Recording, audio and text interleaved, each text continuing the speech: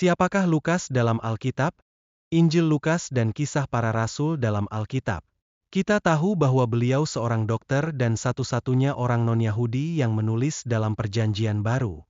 Surat Paulus kepada jemaat di Kolose membedakan Lukas dan para saudara bersunat, yang berarti orang Yahudi, Kolose pukul 4:11.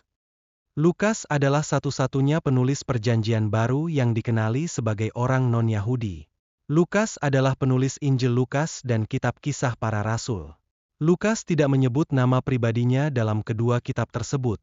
Namun Paulus menyebutnya dalam 3 surat yang berbeda. Baik Lukas maupun Kisah Para Rasul dialamatkan kepada orang yang sama, Theophilus, Lukas 1:3, Kisah 1:1.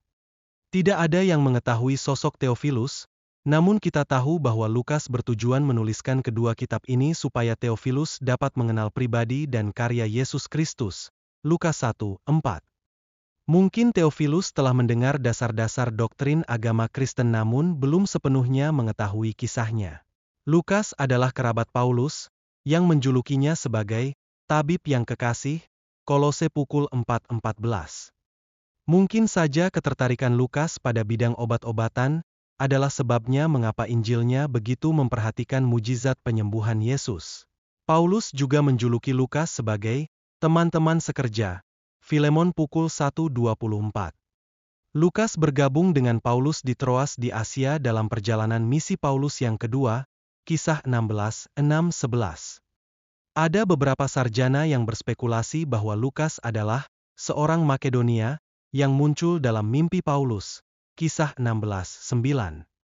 Lukas ditinggal di Filipi pada perjalanan misi kedua, Kisah 17:1, dan dijemput untuk menemani Paulus dalam perjalanan yang ketiga, Kisah 25.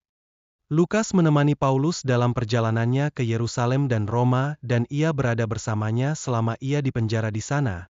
2 Timotius pukul 4:11. Gambaran perjalanan Lukas dengan Paulus yang mendetil di dalam Kisah 27 menyiratkan bahwa ia tidak asing dengan ilmu bahari serta perkelanaan. Para sarjana juga mencatat bahwa Lukas sangat fasih berbahasa Yunani. Kosa katanya sangat kaya dan beragam, dan cara menulisnya mirip dengan Yunani klasik, sebagaimana kita temui dalam permulaan Injilnya, Lukas 1:1-4, dan ada kalanya bahasanya lebih cenderung pada bahasa Semit, Lukas 1:52-52. Ia tidak asing dengan cara berlayar dan senang merekam detil-detil geografis.